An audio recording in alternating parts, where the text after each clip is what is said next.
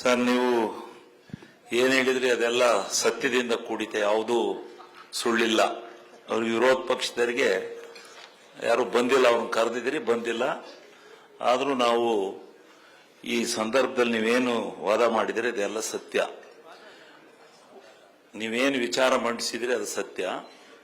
ಇವತ್ತೇನಾದ್ರು ನಮ್ಮ ರಾಜ್ಯ ಸಂಕಷ್ಟದ ಆರ್ಥಿಕವಾದಂತ ಏನಾದ್ರೂ ಕಷ್ಟ ಅನುಭವಿಸ್ತಾ ಇದೀವಿ ಅಂದ್ರೆ ಕೇಂದ್ರ ಸರ್ಕಾರದ ಮಲತಾಯಿ ಧೋರಣೆ ಅಂತಕ್ಕಂಥದ್ದನ್ನ ಅಕ್ಷರಶಃ ಬಿಚ್ಚಿಟ್ಟಿ ಸಂಪೂರ್ಣವಾಗಿ ಅವ್ರು ಎಷ್ಟು ನಮಗೆ ಮೋಸ ಮಾಡಿದ್ದಾರೆ ಅಂತಕ್ಕಂಥದ್ದನ್ನ ಎಲ್ಲದರಲ್ಲೂ ನಾವು ಹೇಳ್ಬೋದು, ವಿತ್ ಅಥೆಂಟಿಕೇಟೆಡ್ ಆಗಿ ಹೇಳ್ಬೋದು. ಅದರಲ್ಲಿ ಕೇಂದ್ರ ಹಣಕಾಸು ಆಯೋಗನ ರಚನೆ ಮಾಡಿದಂತ ಉದ್ದೇಶ ಏನು? ಎಲ್ಲ ರಾಜ್ಯಗಳಿಗೆ ಸಮನಾದ ಪಾಲು ಸಿಗಬೇಕು, ಅವರ ಕೊಡ್ತಕ್ಕಂಥ ತೆರಿಗೆಗೆ ಅನುಗುಣವಾಗಿರ್ತಕ್ಕಂಥ ಪಾಲನ್ನು ಅವ್ರಿಗೆ ಕೊಡಬೇಕು ಆ ರಾಜ್ಯಕ್ಕೆ ಅಂತ ಹೇಳಿ ಇವರು ಅಟಾನಮಸ್ ಬಾಡಿ ಮಾಡಿ ಅದನ್ನ ಒಂದು ಉತ್ತಮವಾದಂತ ಸಂಸ್ಥೆಯನ್ನ ಮಾಡಿ ಇವರು ಅಧಿಕಾರಕ್ಕೆ ತಂದಂತ ಕೇಂದ್ರ ಹಣಕಾಸು ಸಂಸ್ಥೆ ಏನಿದೆ ಅದನ್ನ ಇವತ್ತು ಮನಾಪಲ್ಲಿ ಮಾಡಿಕೊಂಡು ಇವರು ಇಚ್ಛಾನುಸಾರವಾಗಿ ಇವರ ವೈಯಕ್ತಿಕ ವಿರೋಧಿ ರಾಜ್ಯದ ನೀತಿಯನ್ನು ಅನುಸರಿಸಿ ರಾಜ್ಯಗಳಲ್ಲಿ ಯಾವ ರಾಜ್ಯಗಳು ವಿರೋಧಿ ರಾಜ್ಯಗಳಿರ್ತವೆ, ವಿರೋಧಿ ಪಕ್ಷದ ರಾಜ್ಯಗಳು, ಅವನ್ನ ಸಂಪೂರ್ಣವಾಗಿ ಆರ್ಥಿಕ ಹಿಡಿತಕ್ಕೆ, ಆರ್ಥಿಕ ಸಂಕಷ್ಟಕ್ಕೆ ಸಿಗಿಸ್ತಕ್ಕಂಥ ಕೆಲಸವನ್ನ ಮಾಡ್ತಾ ಇದ್ದಾರೆ. ಅದಕ್ಕೆ ಇದರಲ್ಲಿ ಕಾನೂನಿನ ಅಂಶ ನನಗೆ ಗೊತ್ತಿಲ್ಲ.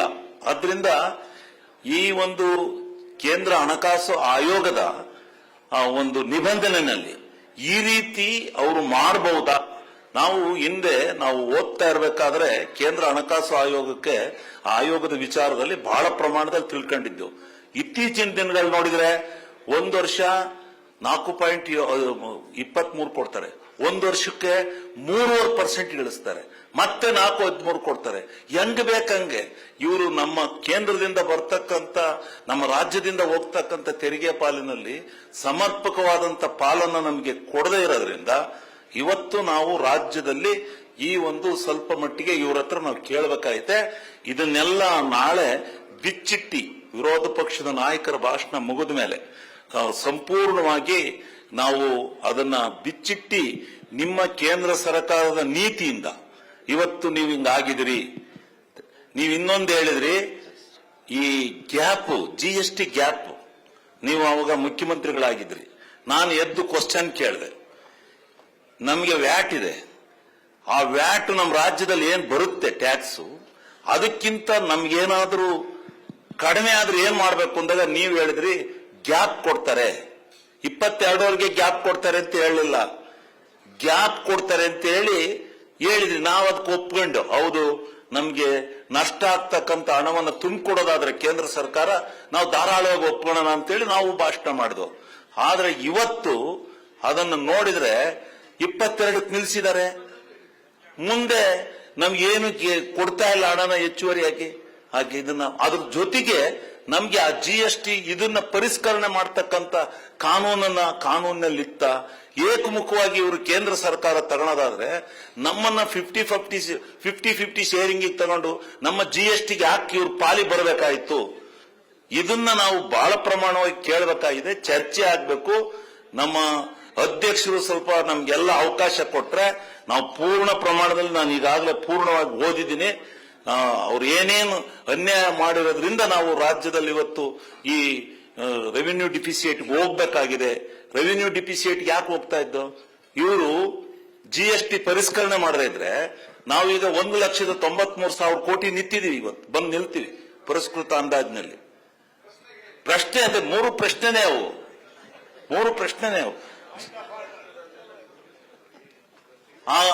ಆದ್ರೆ ನಾವು ಇವತ್ತು 2,08,000 ಕೋಟಿ ಮಾಡ್ತೀವಿ ಅಂತ ಹೇಳಿ ಆದಾಯ ತರ್ತೀವಿ ಅಂತ ಹೇಳಿದ್ದು.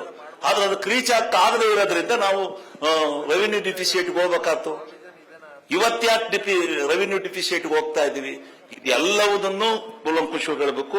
ಇವನ್ನ ನಾವು ಅವ್ರಿಗೆ ದಬಾಸಕ್ಕೆ ಈ ಕೇಂದ್ರ ಸರ್ಕಾರದಲ್ಲಿ ಈ ಕೇಂದ್ರ ಹಣಕಾಸು ಆಯೋಗದ ಒಂದು ಸೂಪರ್ ಬಾಡಿ ಅಂತ ಹೇಳಿ ನಾವು ತಿಳ್ಕೊಂಡಿದ್ವಲ್ಲ, ಇದನ್ನ ಕಾಲಕ್ಕೆ ಯಾವ ರೀತಿ ಬೇಕು, ಯಾವ್ಯಾವ ರೀತಿ ಬೇಕು, ಎಲ್ಲ ರಾಜ್ಯಗಳಿಗೂ ಒಂದೇ ತರ ಮಾಡ್ತಾರ, ಇಲ್ಲ ರಾಜ್ಯಗಳಲ್ಲಿ ಭಿನ್ನಾಭಿಪ್ರಾಯ ಮಾಡ್ತಾರ, ಈ ಕೇಂದ್ರ ಸರ್ಕಾರದ ಆರ್ಥಿಕ ನೀತಿ ಸರಿ ಇಲ್ಲ ಅಂತಕ್ಕಂಥದ್ದು ನಾವು ದಬಾಶೆ ಹೇಳ್ಬೇಕಾದ್ರೆ ಇದ್ರ ಬಗ್ಗೆ ಸ್ವಲ್ಪ ಮಾಹಿತಿ ಬೇಕಾಯ್ತು. ಹೇಳಿದೀನಿ. ಆಮೇಲೆ ಶಿವಲಿಂಗೌಡ್ರೆ, ನಿಮ್ಮ ಮಾಹಿತಿ ಎಲ್ಲ ಸರಿ ಇದೆ. ಇದು CLP ಅಲ್ಲ. ಇಲ್ಲಿ ಪ್ರಶ್ನೆ ಏನು ಅದು ಕೇಳಿ ನೀವು. ಉತ್ತರ ಕೊಡ್ತಾರೆ. ಬೇರೆ ಎಲ್ಲ ಪ್ರಶ್ನೆ ಕೇಳ್ಬೇಕಲ್ಲ. ಚರ್ಚೆಯಲ್ಲಿ ಅಸೆಂಬ್ಲಿ ಮಾಡಬಹುದು. CLP ಅಲ್ಲಿ ಆಮೇಲೆ ಇನ್ನು ಒಂದೇ ಒಂದು ಪ್ರಶ್ನೆ ಸೆಂಟ್ರಲ್ಲಿ ಸ್ಪಾನ್ಸರ್ ಸ್ಕೀಮ್ಸ್ ಏನಿದಾವೆ ಅವಕ್ಕೆ ಅವರ ನಮ್ಮ ಮಧ್ಯೆ ಏನ್ ನಿಬಂಧನೆ ಆಗಿರುತ್ತೆ ಆ ನಿಬಂಧನೆಯನ್ನ ಹೊರತುಪಡಿಸಿ ಅವರು ಅದಕ್ಕೆ ಕೊಡಬೇಕಾದಂತ ಹಣವನ್ನು ನಮಗೆ ಸಕಾಲಕ್ಕೆ ಕೊಡದೇ ಇರೋದ್ರಿಂದ ಈಗ ಜಲ್ ಜೀವನ್ ಮಿಷನ್ ಹೇಳಿದ್ರೆ ಈ ರೀತಿ ಅನೇಕ ಸ್ಕೀಮ್ಗಳು ಎಲ್ಲಾ ಸ್ಕೀಮಲ್ಲೂ ಹಂಗ ಮಾಡಿದ್ದಾರೆ. PMAYನಲ್ಲೂ ಹಂಗ ಮಾಡಿದ್ದಾರೆ, ಎಲ್ಲರಲ್ಲೂ ಹಂಗ ಮಾಡಿದ್ದಾರೆ. ಸೆಂಟ್ರಲ್ಲಿ ಸ್ಪಾನ್ಸರ್ ಸ್ಕೀಮ್ ಅಲ್ಲಿ ನಮ್ಗೆ ಅನ್ಯಾಯ ಮಾಡ್ತಾ ಇದ್ದಾರೆ. ಆ ಸ್ಕೀಮ್ಗಳ ಬಗ್ಗೆ ನಾವು ದಬಾಶೆಯಲ್ಲಿ ಮಾತಾಡಿದ್ರೆ ಇದನ್ನ ಕೊಡದೇನೆ ಇರಬಹುದಾ? ಅವರು ಯಾಕೆ ಹಿಂಗ್ ಮಲ್ತಾ ಇದ್ದವ್ರನ್ನ ತರ್ತಾರೆ, ದಬಾಯಿಸಬಹುದಾ ಅಂತೇಳಿ ಕೇಳಿದೆ ಅಷ್ಟೇ. ಓಕೆ, ಶಿವಲಿಂಗೇಗೌಡ ಹೇಳಿಸ್ತಾ ಇದೆಯಾ? ನೀ ಹೇಳಿದ್ದು ಸರಿ ಇದೆ. ಕೇಂದ್ರ ಸರ್ಕಾರ ಮಲತಾಯಿ ಧೋರಣೆನ ನಮ್ಮ ರಾಜ್ಯಕ್ಕೆ, ವಿಶೇಷವಾಗಿ ನಾನ್ ಕಾಂಗ್ರೆಸ್ ಗೌರ್ಮೆಂಟ್ಗಳಿಗೆ ತೋರಿಸ್ತಾ ಇರ್ತಕ್ಕಂಥದ್ದು ಸತ್ಯ ಇದೆ. ನಾನ್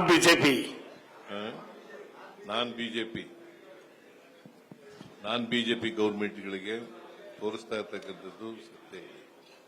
ಯಾಕಂದ್ರೆ 15ನೇ ಹಣಕಾಸಿನ ಆಯೋಗದಲ್ಲಿ ನಮಗೆ ಒಂದು ರಿಪೋರ್ಟ್ ಅನ್ನು ಕೊಟ್ಟಿದ್ರು ಅಧ್ಯಕ್ಷರು. ಏನಪ್ಪಾ ಅಂತಂದ್ರೆ ನಮಗೆ ಡೆವಲ್ಯೂಷನ್ ಅಲ್ಲಿ ಕಡಿಮೆ ಆಗಿದೆ ಅಂತೇಳಿ ವಿಶೇಷ ಗ್ರಾಂಟ್ಸ್ ಕೊಡ್ತಾರೆ. ಆ ವಿಶೇಷ ಗ್ರಾಂಟ್ಸ್ ಏನಪ್ಪಾ ಅಂತಂದ್ರೆ ವಿಶೇಷ ಗ್ರಾಂಟ್ಸ್ ಏನಪ್ಪಾ ಅಂತಂದ್ರೆ 5,495 ಕೋಟಿ ರೂಪಾಯಿ ವಿಶೇಷ ಗ್ರಾಂಟ್ಸ್ ಕೊಡ್ತಾರೆ. ಆಮೇಲೆ ಪೆರಿಫೆರಲ್ ರಿಂಗ್ ರೋಡ್ಗೆ ಬೆಂಗಳೂರಿನಲ್ಲಿ 3,000 ಕೋಟಿ ಕೊಟ್ಟಿದ್ರು. ಆಮೇಲೆ ಕೆರೆಗಳ ಅಭಿವೃದ್ಧಿಗೆ 3,000 ಕೋಟಿ ಕೊಟ್ಟಿದ್ರು. ಒಟ್ಟು 11,495 ಕೋಟಿ ಕೊಟ್ಟಿದ್ರು. 1 ರೂಪಾಯಿನೂ ಕೊಡಲಿಲ್ಲ. ಅಷ್ಟೇ ಅಲ್ಲ,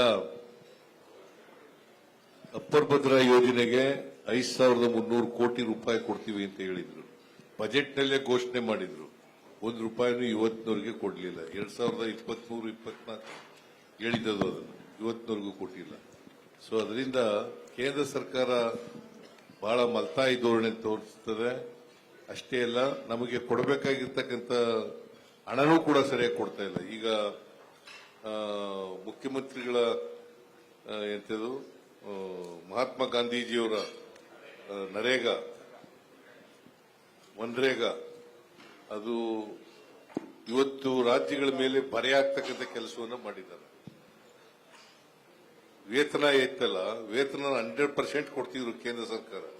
ನರೇಂದ್ರ ಮೋದಿ ಅವರ ಕಾಲದಲ್ಲಿ ಶುರುವಾದದ್ದು 2004ರಲ್ಲಿ. ಆಮೇಲೆ ಮನಮೋಹನ್ ಸಿಂಗ್ ಅವರ ಕಾಲದಲ್ಲಿ ಶುರುವಾಗಿದ್ದು. ಮನಮೋಹನ್ ಸಿಂಗ್ ಅವರ ಕಾಲದಿಂದ ಇವತ್ತಿನವರೆಗೆ ನಡ್ಕ ಬಂದಿತ್ತು 20 ವರ್ಷಗಳಿಂದ.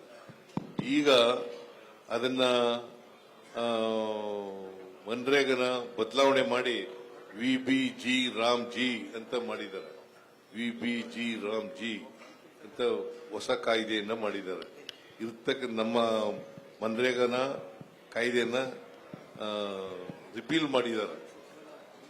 ರಿಪೀಲ್ ಮಾಡಿ ಹೊಸ ಕಾಯ್ದೆಯನ್ನು ಮಾಡಿ, ಸೊ ಇದರಲ್ಲಿ 40% ರಾಜ್ಯಗಳು ಕೊಡಬೇಕು ಪಾಲನ್ನ, 60% ಕೇಂದ್ರ ಸರ್ಕಾರ ಕೊಡ್ತದೆ ಅಂತ ಹೇಳಿದ್ದಾರೆ. ಸೊ ಅದರಿಂದ ರಾಜ್ಯಗಳ ಮೇಲೆ ಹೊರೆ ಹೊರಿಸತಕ್ಕಂಥ ಕೆಲಸವನ್ನು ಮಾಡಿದ್ದಾರೆ ಅವರು. ಒಂದಲ್ಲ, ರಾಜ್ಯ ಸರ್ಕಾರಕ್ಕೆ ದೊಡ್ಡ ಅನ್ಯಾಯವನ್ನು ಮಾಡ್ತಾ ಬಂದಿದ್ದಾರೆ. ಜೊತೆಗೆ ಅವರೇ ಒಪ್ಕೊಂಡಿರ್ತಕ್ಕಂಥದ್ದನ್ನು ಕೂಡ 15th ಫೈನಾನ್ಸ್ ಕಮಿಷನ್ ಅವರು ಕೊಟ್ಟಿದ್ದಂತ ಹಣನೂ ಕೂಡ ಕೊಡ್ತಾ ಇಲ್ಲ. ಅದರಿಂದ ಮಲ್ತಾಯಿ ಧೋರಣೆ ತೋರಿಸ್ತಾ ಇದ್ದಾರೆ. ಒಂದು ನಂಬರ್ 1, ಸೆಂಟ್ರಲಿ ಸ್ಪಾನ್ಸರ್ಡ್ ಸ್ಕೀಮ್ಗಳಿಗೆ ಸರಿಯಾದ ರೀತಿಯಲ್ಲಿ ಹಣ ಕೊಡ್ತಾ ಇಲ್ಲ, ಕಡಿಮೆ ಮಾಡ್ತಾ ಬರ್ತಾ ಇದ್ದಾರೆ. 80-20 ಇತ್ತು, ಅದನ್ನ ಈಗ 50-50 ಮಾಡಿಬಿಟ್ಟಿದ್ದಾರೆ. ನ್ಯೂಸ್ ಫಸ್ಟ್, ನಿರ್ಭೀತಿಯಿಂದ ನಿಮ್ಮ ಪರವಾಗಿ.